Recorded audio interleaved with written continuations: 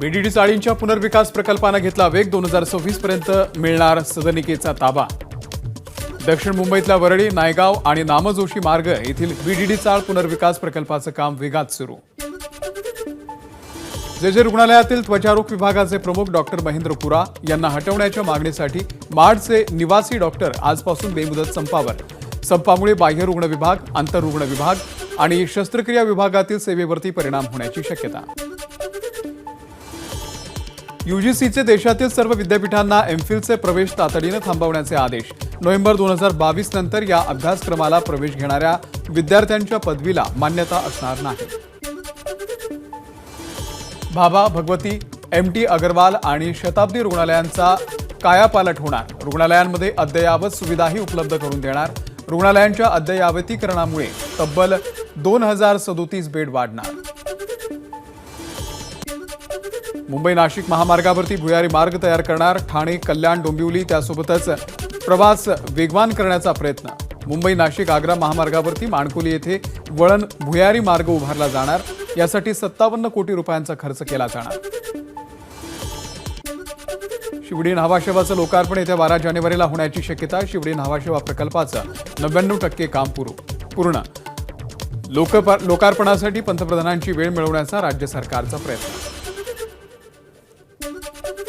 परकीय गुंतवणुकीमध्ये महाराष्ट्र पुन्हा एकदा अव्वल. एप्रिल ते सप्टेंबर 2023 मध्ये या कालावधीमध्ये 65,502 कोटी रुपयांची परकीय गुंतवणूक.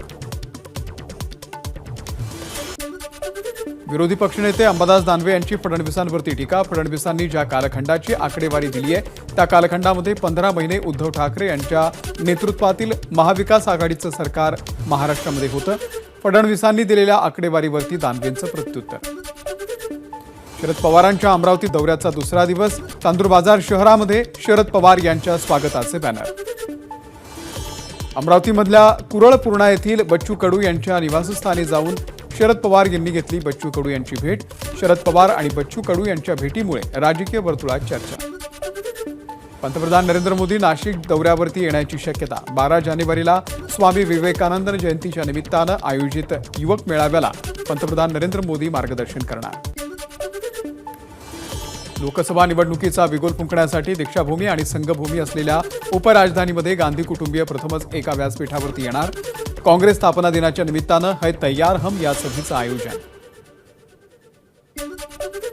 आज नागपूर येथे होणाऱ्या काँग्रेसच्या है तैयार हम या रॅलीची जोरदार तयारी सुरू.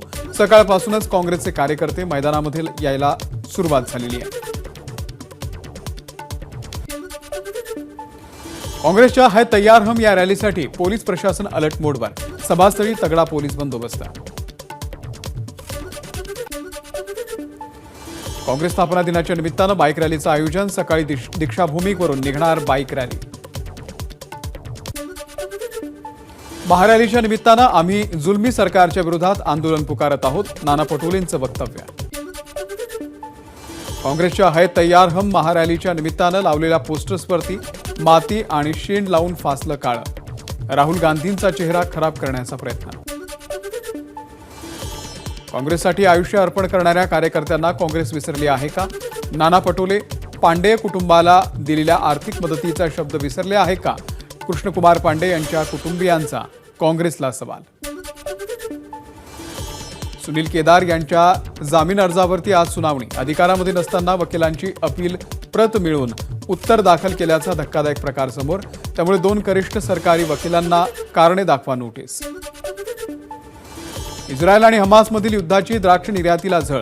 गाझापट्टीच्या जवळ जहाजांवरती झालेल्या हल्ल्यांमुळे सुएझ कालवा आणि लाल समुद्रातून होणारी वाहतूक बंद. त्यामुळे भारतातून युरोपियन देशांमध्ये होणारी द्राक्षांची निर्यात थांबवली. नंदुरबार जिल्ह्यातील थंडीमध्ये वाढ. वाढत्या थंडीचा मानवी जनजीवनाप्रमाणेच मुक्या प्राण्यांवरही परिणाम. साताऱ्यामध्ये महिला शौचालयामध्ये महिलांना घाबरवणारा पुतळा ठेवल्या प्रकरणामध्ये 4 गुन्हा. अल्पवयीन मुलगा आणि महिला त्यासोबत 2 युवकांवरही कारवाई. अमरावतीच्या चांदूरबाजार मार्गावरती शिराळाच्या जवळ ट्रक आणि ऑटोचा अपघात. अपघातात 3घांचा मृत्यू, 4 जण गंभीर जखमी. नांदेडच्या हिमायतनगरमध्ये पदाचा दुरुपयोग करणाऱ्या तलाठ्याच्या जाहीर सत्काराची पत्रिका व्हायरल. तलाठ्याच्या चुकीच्या फेरफारामुळे पतीने आत्महत्या केल्याचा शेतकरी महिलेचा आरोप. बुलढाण्यातील राखीव कोविड रुग्णालयामध्ये दारूच्या पार्ट्या केल्या जात असल्याचं समोर. सिगारेटची पाकिटं पत्तेही रुग्णालयामध्ये सापडले. संबंधित डॉक्टरांवरती काय कारवाई होते याकडे जिल्हावासियांचं लक्ष. मुंबईमध्ये कालपासून IIT टेक फेस्टला सुरुवात. दरवर्षीप्रमाणे यंदाही भारतासह परदेशातून अनेक जण या टेक फेस्टमध्ये सहभागी होणार. DRDOच्या प्रदर्शनानं वेधलं लक्ष. ChatGPTच्या धर्तीवरती भारत GPT तयार करणार. IIT टेक फेस्टमध्ये रिलायन्स जिओ इन्फोकॉमचे अध्यक्ष आकाश अंबानी यांची माहिती. काश्मीर प्रश्नासंदर्भामध्ये पाकिस्तानशी चर्चा सुरू ठेवली पाहिजे, तरच काश्मीरमध्ये शांतता प्रस्थापित होईल आणि विकासालाही चालना मिळेल. 370 कलम हटवण्यात आलं असलं तरी देखील दहशतवादाची टांगती तलवार कायम. रॉचे माजी संचालक AS दुलत यांनी व्यक्त केलं मत. भारताला चिंतामुक्त करण्यासाठी मैत्रीबोध परिवाराचा पुढाकार. 2032 पर्यंत देशातील लोकांना चिंतामुक्त करण्यासाठी अथक प्रयत्न करणार. मैत्रीबोध परिवाराच्या दादाश्रींची माहिती.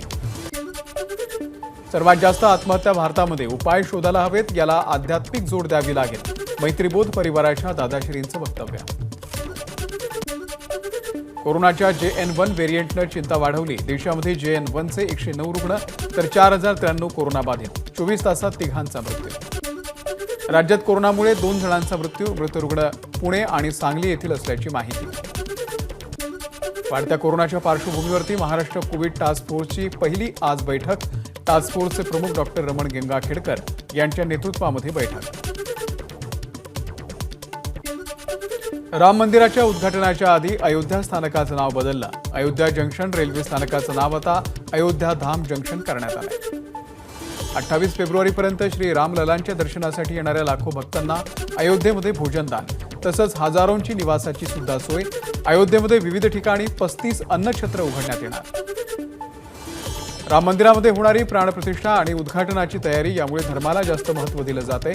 काँग्रेसचे नेते सॅम पित्रोदा यांनी व्यक्त केली चिंता. मात्र काय महत्त्वाचं आहे, राम मंदिर की बेरोजगारी? पित्रोदांचा मोदींना सवाल. उत्तर भारतामध्ये कडाक्याची थंडी. प्रचंड धुक्यामुळे विमान आणि रेल्वे वाहतुकीवरती परिणाम. अनेक शाळांना सुट्टी जाहीर. काही राज्यांमध्ये नववर्षाच्या स्वागताला अवकाळी पावसाची शक्यता. तमिळनाडू, पश्चिम बंगाल, राजस्थान आणि उत्तर प्रदेश या राज्यांमध्ये पावसाची शक्यता.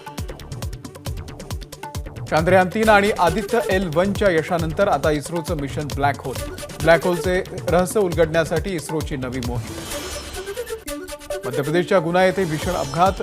बस आणि डंपरच्या धडकेमध्ये 12 जणांचा मृत्यू. उत्तर प्रदेश पोलिसांकडून अभिनेत्री आणि माजी खासदार जया प्रदा यांचा शोध सुरू. आचारसंहितेचं उल्लंघन केल्या प्रकरणामध्ये जया प्रदा यांच्या विरोधामध्ये अजामीनपात्र अटक वॉरंट जारी. जया प्रदा यांना अटक करून न्यायालयासमोर हजर करण्याचे आदेश. भारतीय ऑलिम्पिक संघटनेकडून भारतीय कुस्ती महासंघासाठी 3 सदस्यांची समिती केली स्थापन. कुस्ती संघटनेमधील वादावरती ऑलिम्पिक संघटनेचा निर्णय.